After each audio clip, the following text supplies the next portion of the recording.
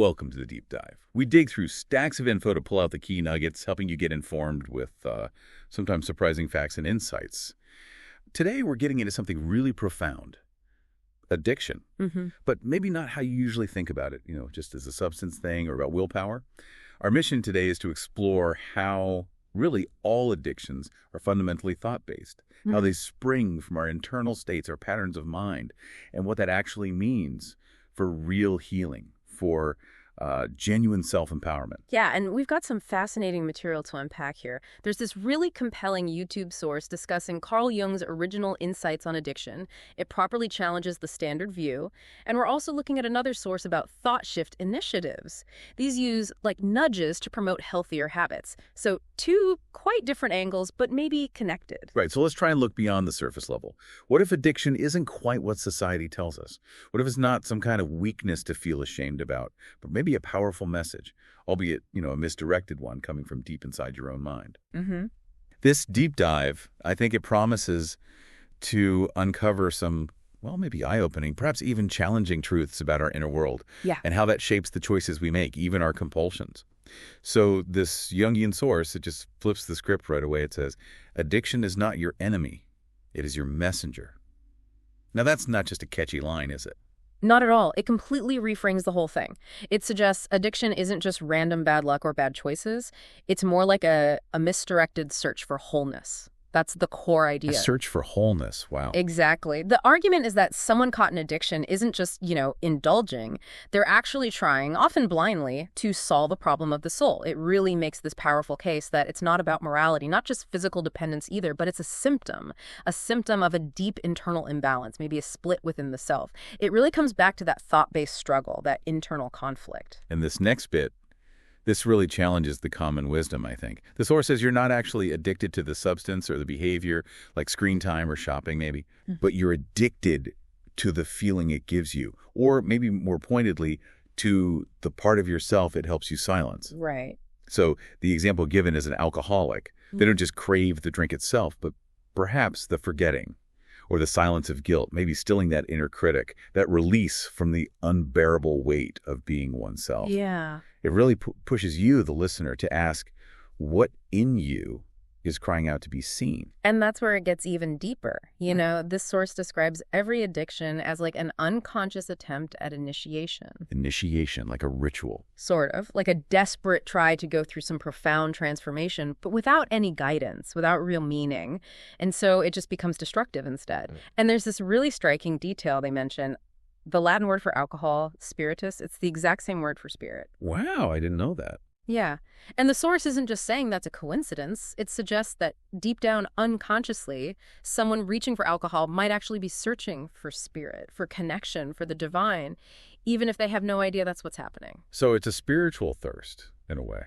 That's the argument. And that's why, from this perspective, you can't really heal addiction just by taking away the substance or stopping the behavior. You must replace the counterfeit ritual with a true one that actually meets that deep, archetypal hunger for meaning.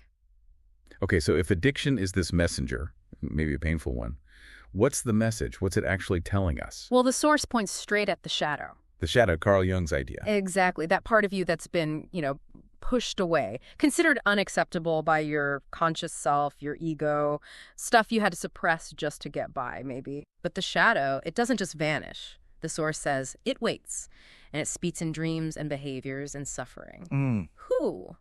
So when you drink or gamble or get lost in screen time or maybe compulsively shop, you're not just running away from pain. You're also being pulled by something ancient, something unresolved within you. Pulled by it. Yeah. So this view frames addiction as a kind of failure of integration.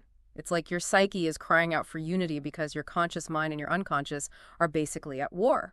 So instead of just fighting it, trying to suppress that shadow with sheer willpower, which often doesn't work long term. Right. The source suggests something totally different. It says you must dialogue with it. You must invite it in, and you must learn what it needs, what it fears, what it knows. It's a completely different approach. And this reframes healing too, doesn't it? It's not about becoming better or fixed in the way we normally think. It's about becoming whole, which feels like a much deeper journey of, self-empowerment. It really does, and it leads you to ask some pretty searching questions, doesn't it? Like, what power is this drink or this behavior giving me? What part of me feels so unmet, so unseen, that only oblivion feels like a safe place? Yeah. The source really emphasizes that addiction isn't random. It's not meaningless. It's actually like a map. A map. How so? Well, the symptom shows you the place of the wound shows you the place of the story, and the story shows you the soul's unfinished task. It's like following clues inward. That's powerful. It is. And it contrasts with how we often treat it today. You know, in ancient times, someone acting like this might have gone to a shaman or a priest for guidance. Now, often they're jailed or just left isolated with shame, which the source calls a tragedy because fundamentally, addiction is a spiritual crisis. Okay, so if it's this deep inner crisis rooted in these unconscious thoughts, needs, how do you even start to heal? Where do you begin? The source suggests you need to become your own guide, or maybe find someone who really understands this inner territory. And crucially, it says you need to walk down into your dreams, calls them the royal road to the unconscious. Into your dreams. Yeah, because dreams, according to this view, do not lie. They show you in symbol what the conscious mind refuses to see. There's this really vivid example given about a man addicted to gambling. His dreams showed him it wasn't about money at all. What was it about then? It was about approval, for love, for a voice from the past that never came. The casino for him had become like his temple, his altar, the place where he was unconsciously hoping finally to be chosen, to be validated. Wow. So it really shows that addiction is symbolic. Like you said, it is not about the thing itself. It is about what the thing means. It's about those deep thoughts, those unmet needs driving it. Exactly. It's symbolic of that deeper struggle. Which means, I guess, we have to face whatever the addiction has been shielding us from, that pain. Yes. The source is pretty direct. You must go into that pain. You must grieve what was lost. It even suggests that the very thing you fear most in yourself might actually hold the key to your freedom. So the addiction is like a defense mechanism. Precisely. Yeah. Built by the ego, perhaps, to protect something innocent inside of you. So the key question for self-insight, for that self-empowerment, becomes who in you is using the addiction to survive? Is it that inner child?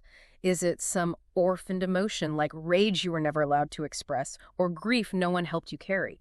This is what the source calls the dark memory. The dark memory. Yeah, that deeply buried experience maybe, or that unresolved feeling, that past wound the addiction is sort of guarding. And uncovering that, dealing with it, that's a huge part of the journey. Okay. And what happens when you do remove the substance or the behavior, that emptiness people talk about? Ah, yes, the void. The source calls it the most terrifying part, which feels true for many. But then it gives this incredibly powerful reframe. It says that void is also the womb, the same place where all transformation begins. The womb. Yeah, it's the space where the ego, you know, who you think you are, starts to dissolve a bit. And that allows the true self, who you are, whole, timeless, vast, the chance to emerge. It's a profound process, definitely not always comfortable, but it's real self-discovery. So, okay, if addiction is fundamentally this thought-based issue, this cry from deep within for wholeness, how does this deep internal work connect with maybe more practical societal approaches? Our other source, Thought Shift, talks about helpful personal habit nudges, how they promote better thinking, healthier habits, lower costs. Are these nudges kind of an external way to guide those thought patterns we've been talking about? That's a great way to put it, actually. While the Jungian stuff is really about that deep inner transformation, Thought Shift seems to apply a similar core idea influencing thinking, but on a more practical, maybe community level. They get that by subtly changing our environment, the choices we're presented with those clever little nudges, it can make healthier thought patterns, and therefore healthier habits easier to fall into. Their goal is literally to nudge people towards better personal mental health habits. They talk about less is more, encouraging balance, helping people minimize addictions, maybe things like too much screen time or compulsive spending, the kind of things that can make life feel unmanageable. Yeah, those everyday excesses. Exactly, and they believe the right type of marketing and messaging can influence thinking in a very positive way, changing thinking habits and lowering costs. It's about shifting the thought first. And it's interesting, they're product-free, funded by donations. They say their approach is much better than laws and taxes at helping people be their best. It does sound a bit like that Seth Godin quote, doesn't it? Marketing is the generous act of helping someone solve a problem. Their problem. It really does. It seems like they're aiming for a kind of self-empowerment through, like, environmental design almost, Okay. shaping the context to support better internal choices. Their mission is stated as empowering people and communities to cultivate healthier thought patterns and habits, creating a more resilient, supportive, and balanced society. And they even talk about the ROI, return on investment, reducing financial, emotional, physical costs. So you can see the link maybe. By nudging people towards, say, less screen time or more balanced consumption, they're creating conditions where you might have less external noise. More space. Potentially, yeah. More space to maybe start listening to that inner self.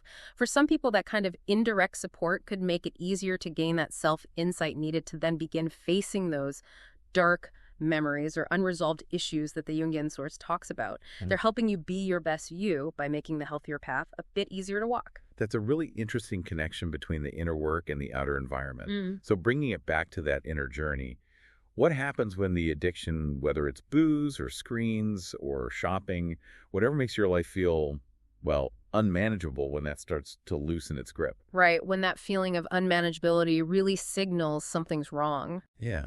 Our Jungian source says something really key here. Meaning replaces addiction. Not willpower, not just duty, not even happiness necessarily. Meaning? Yeah.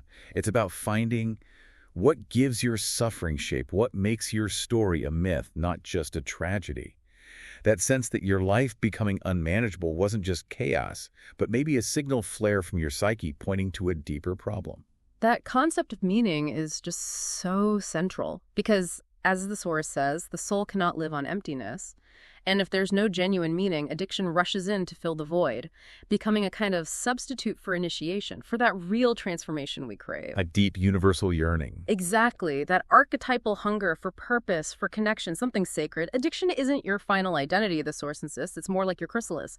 And you absolutely are capable of transformation, but you have to choose to awaken. You have to find what truly satisfies that hunger. It paints quite a hopeful picture, then, of the new self that can emerge from this. An integrated self, one that has room for truth, for beauty, for power, for vulnerability, for contradiction.